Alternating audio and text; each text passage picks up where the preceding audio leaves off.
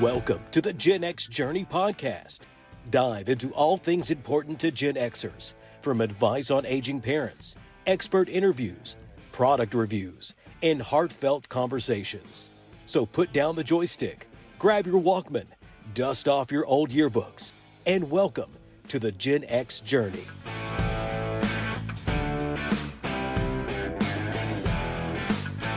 Welcome back to the Gen X Journey podcast. My name is Noel. I'm here with my friends Steve and Keith. And hello. Tonight, the Gen X Journey podcast, Wayback Time Machine. Sorry. We were all going there with you, man. We're like, come on, we believe. If you listen closely, you could hear the gears in my head spinning very slowly through that intro. I'm sorry, fellas. No traction on do those better. tires. That's for I'll sure. do better next time. Yeah, we're good. But anyway, Wayback Time Machine has us doing 1989 sports, and Steve is going to take lead on this. Can't wait to hear this, Steve. What you got for us? Yeah, so an interesting year in sports, sort of nostalgia, because this was like we were in our high school days. Mm-hmm. Noel, were you in high school in 1989? No. No. Yeah. Okay. Actually, my freshman year. Yeah. There you go. Yeah. Something we all have in common for once. Yeah. We're all in high school. Good job, Wayback. So as I was researching this, there was a lot of I forgot about that moments. And so that's always fun. And then just to see some and read about some sports legends that you forgot were still playing in 1989. So we're going to start with football, NFL. So any guesses who won Super Bowl 23? So this was 89. Yeah. I'm going to say the San Francisco 49ers. They seem to win a bunch back in the 80s, 90s, 80s, somewhere around there. That's my guess. Okay, Keith. How do you do? Was that right? He nailed it. Yeah. I figured he was right. Yeah. I felt like that was San Francisco dynasty. That was the Patriots version. The 80s were the Niners. Yeah, so still very much the Joe Montana era at the twilight of it. Really, we saw Steve Young play a lot in 1989 for the Niners, as Montana had a few injuries and everything. But so 49ers defeated the Cincinnati Bengals 20-16. And I think this was back whenever Ickey Woods was still playing. They had the Ickey Shuffle back in the day for Cincinnati. But so Joe Montana led a legendary game, winning 92-yard drive, hitting John Taylor for the winning touchdown with 34 seconds left. And no doubt you've seen that play. Every time Super Bowl day always comes up. That seems to be just one of the highlights. Always makes it on the pregame coverage. And why not? That's a legend. Yeah, MVP for that Super Bowl was Jerry Rice, and he played for a few more seasons after this. As you look at the 1989 season as a whole, really the 49ers dominated. I mean, they didn't. I don't know the exact record, but it was pretty much the elite season for that era of the 49ers football. The number one pick in the NFL draft in 1989 was quarterback named Troy Aikman. UCLA. Hey, UCLA. UCLA started his career at Oklahoma State, in case you didn't know that. But I did not know that. I didn't know that either. Interesting. Yeah. You got to UCLA through the transfer portal. That's right. Yeah. It was NIL. The transfer abacus or whatever they had. Transfer postcard. That's right. Yeah. They had to write letters or do a telegraph. To whom it may concern. Yes. Dear coach / coaches. Moving on to baseball, the 89 World Series. Any guesses? Any guesses on this one? Atlanta Braves. Nope. That's a good one. Yeah. I was going to say the Oakland Athletics. You were correct. Oh, is that the Moneyball season trivia? Is that Moneyball season? That is not Moneyball season. They did not make it to the World Series at Moneyball season. Oh, okay. I didn't know that. Is that the Giants and A's World Series where the Look at where you. the earthquake The Earthquake series in old Kirsch on fire this evening. My hands above the table, like I'm not even doing chat GPT or anything, man. Yeah, it's crazy. Yeah. Keep your hands up, Noel. We know, yeah. Have you seen that meme about why bartenders shake their drinks up top? Have you seen that? Have you seen that? Well, I can imagine where that goes. For anybody listening, look for that on like Instagram or something. It's hilarious. Anyway, okay. Sorry, digress. Yeah. Go ahead. So the Athletics swept the San Francisco Giants 4-0. It was known as the Earthquake Series. As y'all recall, Game 3 was postponed due to the Loma Prieta earthquake. Was a 6.9 magnitude. I remember watching it on TV and wondering, like, why is the camera shaking? And next thing you know, you see the police officers drive onto the field and everything. It was a crazy moment. The MVP for that game was Dave Stewart, who was a great pitcher for the Athletics. So I did a little bit of ChatGPT information just to get more facts about the World Series earthquake game. And so it was, again, it was a 6.9 earthquake. They were playing at Candlestick Park in that moment. Mm-hmm. It was the first major earthquake ever broadcast live on national television. And if you can recall, Al Michaels' stunned voice while it was happening. And I still can immediately relive this moment. I don't know why I remember it so well, but I do. That's funny. So the stadium shook violently. Fans, players, and broadcasters evacuated. The series was postponed for 10 days, which is unprecedented. They didn't postpone sports that long after 9/11. The quake caused 63 deaths, over 3,700 injuries, and widespread devastation in the Bay Area. So despite the tragedy, the resumption of the series became a symbol of healing and unity for that community. So yeah, it's awesome. Pretty interesting stuff. I just remember seeing the Bay Bridge, like the upper deck, lower deck, had collapsed. I remember that. Yeah. I remember that too. Crazy, crazy times for sure. Yep. I think they rebuilt that structure with the same design. I think. Yes, they sure makes sense, doesn't it? Why not? Yeah. A few times we ran through San Francisco, I was like, "What? They rebuilt the same thing?" I've driven over that before, and just that image of that bridge being collapsed like that was haunting me until we got. It does. It kind of gives you a little anxiety until you make it. Yeah.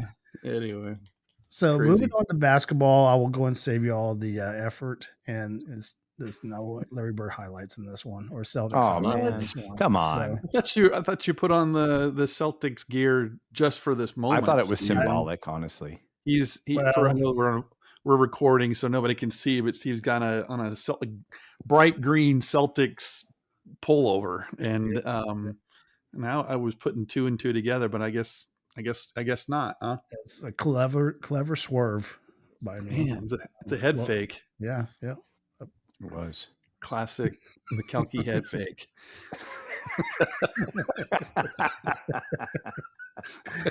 So this was the beginning of the bad boy era for the Detroit Pistons. They swept the LA Lakers 4-0. Nice. This marked the Pistons' first NBA championship. The Finals MVP was Joe Dumars. He was a great player. He was the only player on the Pistons I liked. That was like Bill Laimbeer and Isaiah Thomas. Yeah, Dennis Rodman was on that team. Yeah, Dennis Rodman was on there too. Before he went wacko. Yeah. But he was still pretty. I mean, he had some aggression. Yeah. That team was they were a pretty rowdy group from what I recall. Yeah, I mean, that's why that's why their nickname was the Bad Boys. They were dirty. It's there was several times where there were fights with Larry Bird and Robert Parrish, Kevin McHale, and Pistons were famous for just giving cheap shots, punching you in the gut right as you're about to shoot and stuff like that. And so that's crazy. And not good guys. In the NBA draft that year, Purvis Ellison was drafted as number 1 pick by Sacramento Kings, and that player did not work out. I mean, it was just the beginning of many bad picks by the Sacramento Kings. But legends like Sean Kemp and Tim Hardaway also entered the league that year, and both Hall of Fame players these days. Yep. Every time hockey comes up in topic, I'm like, I could care less. Do y'all like hockey at all? I enjoy it. I don't know enough about it. I like watching it. It's fun. Yeah. I like Gretzky. Yeah. Well, And all the Russians. And by the way, Tim Hardaway, a UTEP minor. Thank you very much. that's right. My He hometown. Is that right? Yeah. Yeah. Yeah. Keith has a signed Tim Hardaway jersey in his closet. Really? Absolutely not true. But I do remember he was very, very liked. He was a good dude. He was a great player. Great point guard.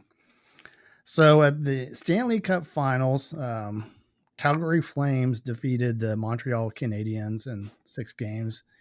And I wonder if the Calgary Flames are still around. I don't hear that name at all. But, so aren't they the ones that went to Colorado? Hang on a second. Avalanche? Let's see. I'm going to find out. I'm going to ask the research department while y'all are going. Awesome. Send a message down the hallway. Well, That's right. They better research facts. I'm just about out of hockey stuff. But okay. So this was Calgary's first and only Stanley Cup win, and the MVP was a guy named Al McInnes of the Flames. Oh. So He was that was the beer guy, wasn't it? Guinness guy. Yeah. Okay, you want to hear? His name's McInnes, but they renamed it McGuinness, and then later Guinness. Gotcha. Little beer history thrown into the hockey facts. These looks like you were handed a note from the research department. Yeah, they said you all are idiots. They're still in Calgary and active. So there you go. Yeah. Okay. All right. So dock their pay. Yeah, I know. Yeah. All right. Well, division champions as recently as 2022. So there you go. Thanks, research department for letting us. We just demonstrated our lack of hockey knowledge. Like I said, I enjoy watching it. Got no idea. Mm-hmm. Yeah. Now transitioning on to a sport that we all love, and that's tennis. Oh boy. So some names I remember. I played tennis when I was in junior high school, and of course this was post junior high for me. But the men's Grand Slam winners, so Australian Open was won by Von Lindell. I remember that guy. I remember them. Yeah, he could hit the ball hard. Yeah, they all did. But yep. French Open was won by Michael Chang. Okay, ironically an American. He won at the young age of 17. Very nice. Wow. And then the Wimbledon and U.S. Open was won by Boris Becker. I remember Boris Becker, yeah. Mm-hmm. So the women Grand Slam winners, Australian Open was, always thought she was hot, was Steffi Graf. She also won the Wimbledon and the U.S. Open. She was a dominant women's player. She was on top of it. Bad way to put it, but she's pretty good then. Yeah. And the French Open winner was a person named Arantxa Sanchez Vicario, which sounds like an illness. I do not know that name. I got a case of Vicario. I'm so sorry he came down with Vicario. I'm doing this work today. Yeah. I don't understand that this is off top. Well, this is sort of still on topic, but it's a little bit of a rabbit trail. Are you done with the tennis facts? I am. I couldn't be more done. I don't want to interrupt you. I don't want to interrupt. Okay. Are you done? I don't want to interrupt the tennis facts, but their scoring system needs to be examined. I don't know who came up with this. There's got to be a history behind it. There's a missed opportunity there because it's like 15, love, which is a number 15. Well, love. Yeah. You start with love for some reason, and then you go to 15, and then it's not 30, is it? It's 30. Yeah, it's 30. And then 40. Deuce, 40. Yeah. And then there's a deuce in there somewhere, right? Yeah. And then deuce. And then if you win deuce, you win, right? And that the next point. Deuce is like if they're tied at 40, isn't it? Or something like that. Okay. I don't know, but I think why is deuce, after deuce should come wipe. I don't know why they did this. Whoever wins deuce gets wipe. Wipe. I remember my mom game would over. Watch Wimbledon, and we'd all be sitting in the living room, and you hear the official whatever. Deuce.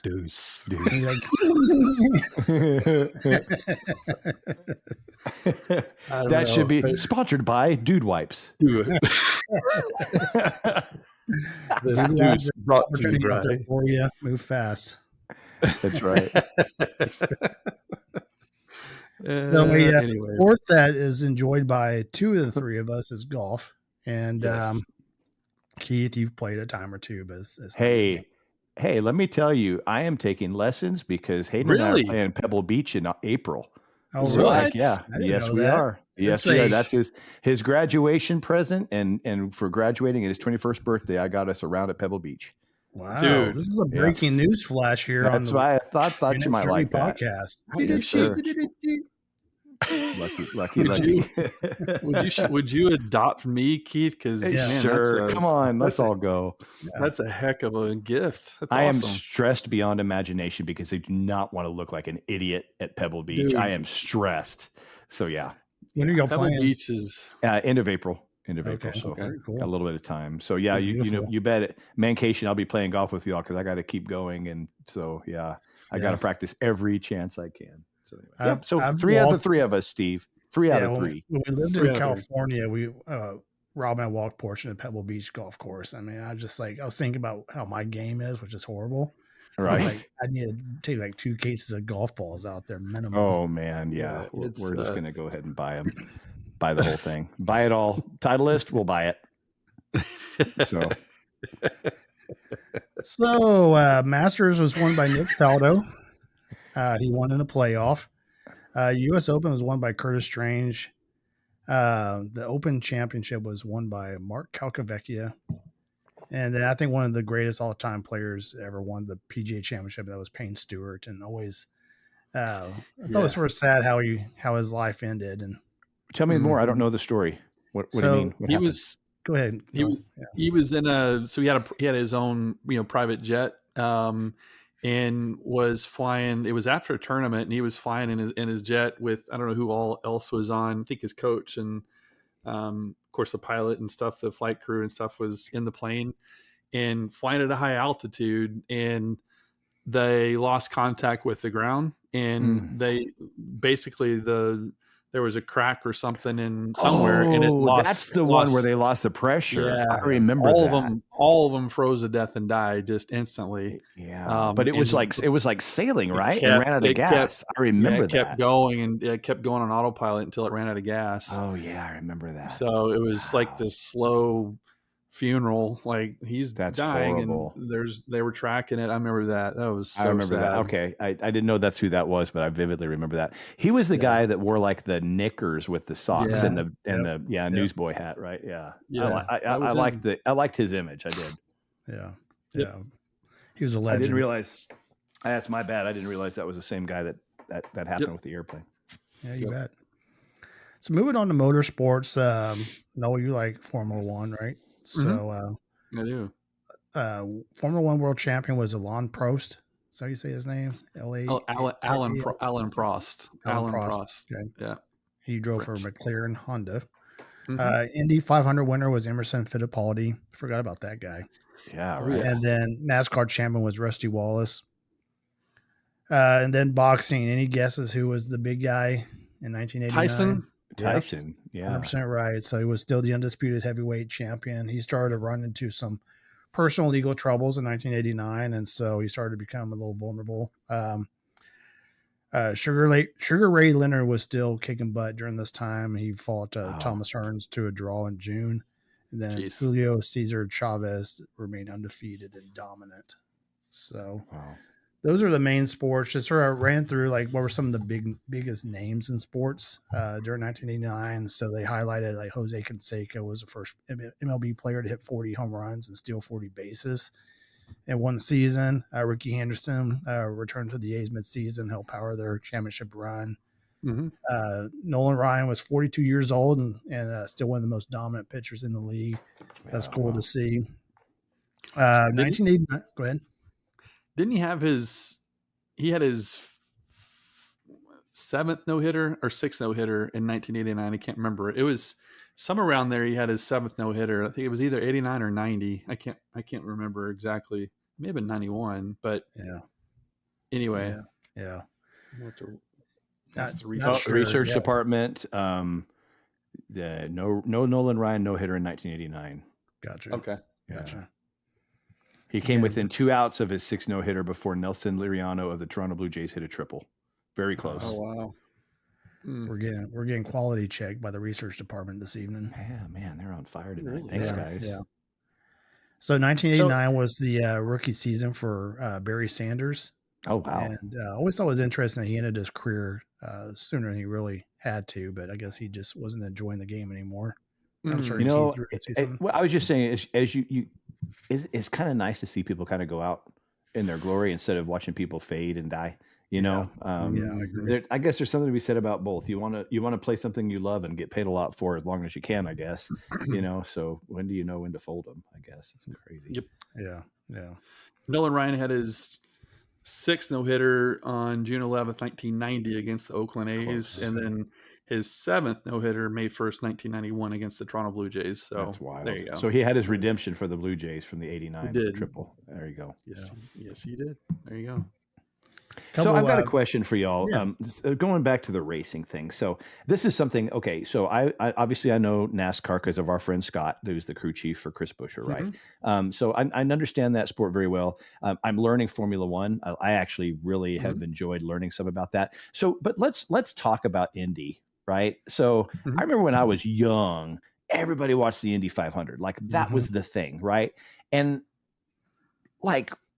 Is that the only race that the Indy cars are in? Like you never hear anything else about the Indy type cars, like because Indy cars and F1 cars are completely different, right? And so it's like, but you don't hear much more about IndyCar, and to me, at least to me, other than the Indy 500. Now you hear about NASCAR circuit, you hear about F1s all over the globe circuit, but what am I missing? I mean, are there other Indy races and that style of vehicle? I'm sure there are, but they're not. What is Monaco is F1, right? Yeah, the Grand Prix. Yeah. Monaco is F1. I think that there's a whole. I don't know this. I need to fact check on this, but yeah, the Indianapolis 500 is the most visible race for the IndyCar series. But there are also IndyCar races like all over the place. Like a few years ago, it may have been like 8 years ago by now, but they actually had an IndyCar race in Houston. Oh, that's cool.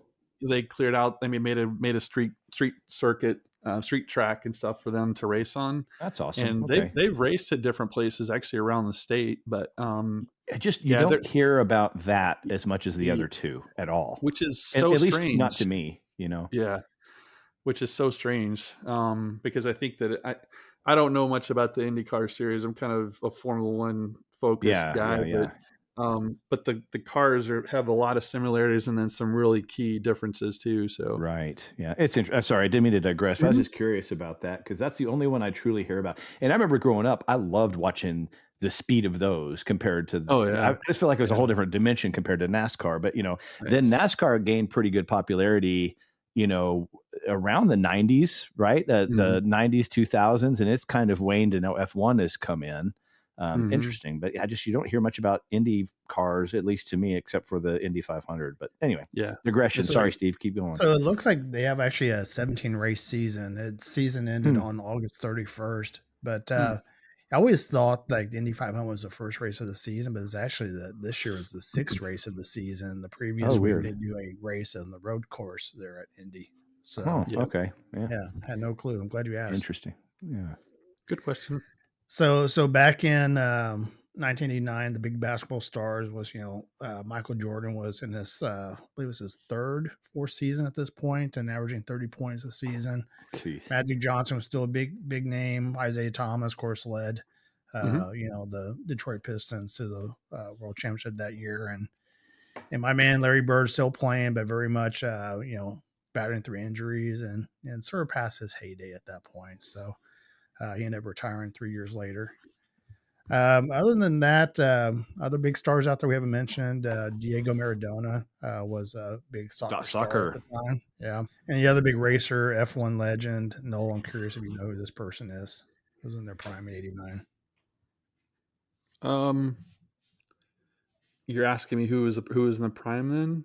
Yeah, Formula One. Let's see. You're on a hot streak. Yeah. What's his face? I could see his Brazilian guy. I can't remember his name.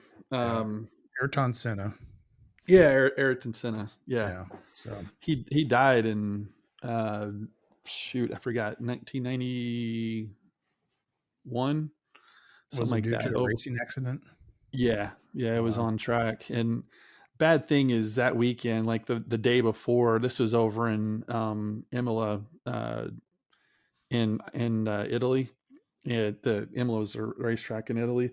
On the day before, on qualifying on Saturday, one of the racers died. An Austrian died during qualifying, and he was a close friend of Ayrton Senna's. And then the very next day, they were kind of like not sure if they were going to do the race or not. And actually, on backing up, even on Friday, there was even a really bad accident. Nobody died, but they almost did. And then Saturday, somebody died in qualifying. And then on Sunday during the race, Ayrton Senna died. And it's horrible. Like the crash and stuff was basically what happened was one of the wheels, the front right wheel on a car, he hit the wall, collided. It didn't look like that bad of an accident, but what happened was the wheel came up and some of the metal like connectors or whatever pierced his helmet, and he died instantly. So and it was talk about a bad weekend. Two people died, and it was horrible. But Formula One has made a ton of safety enhancements and stuff. Like it's incredible the things that these cars that accidents that I've seen on track have been horrific. You wouldn't think they'd walk away from them. I'll send you guys a video of it was a race in what year is this? 2020. When was it? 2021, something like that. The guy's car just burst into flames, and he's in the fire, and he like walks out of the fire, and he had minor burns on one of his hands, but like his car it just disintegrated, broke in two. It was this big fireball, and he just walks out of it. Good grief. I'll have to send you guys a video of it. It when you see it, you're like, there's nobody's coming out of that. But wow, I'll send you guys a video of that. It's nuts. Yeah, but with that happy story, guys, that is the end of 1989 sports. We definitely didn't have our A game today when it comes to being 100% factual. We're usually, but that's okay, 99.9% accurate. But I tell you though, 97%. I have to say though, but some of these things, like Nolan, you all knew some stuff like out of the blue that was vivid memories. That's pretty good. It's pretty good. Yeah, I'm gonna pat myself on the back because I normally don't keep facts like that. But you had them in the vault, man. You were ready. I was retaining stuff today. That's great. Yeah, that was good. Right now, I wonder where my car keys are. Yeah, I'll find them hopefully. I have something. So we're going to probably do another Christmas special where we're going to talk about something to be a cool item on the budgets and the high extreme. Let's do another one this year. I have one that triggered a memory of mine, and my gift is going to be related to that, Steve, and I'm excited to talk about it. So awesome. I am trialing it right now, so I'm excited to discuss it. So can't wait to hear about it. Yeah, man. Good job though, Steve. That was good. Yeah, good rundown in 1989 sports. Good one, Steve. Man. A lot of good memories.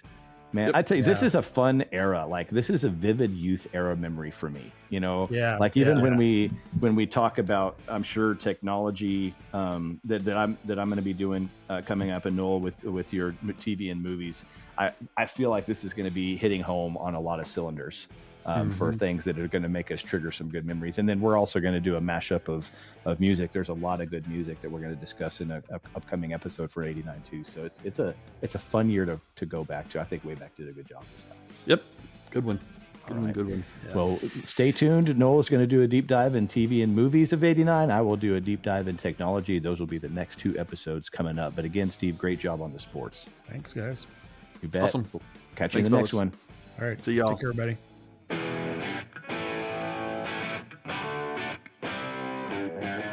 The views, thoughts, and opinions expressed in the Gen X Journey podcast belong solely to the hosts and guests and do not necessarily represent the views or opinions of any entity they are associated with. The information provided is for entertainment and informational purposes only and should not be considered professional advice. Listeners are encouraged to seek the advice of qualified professionals for any specific issues they may face.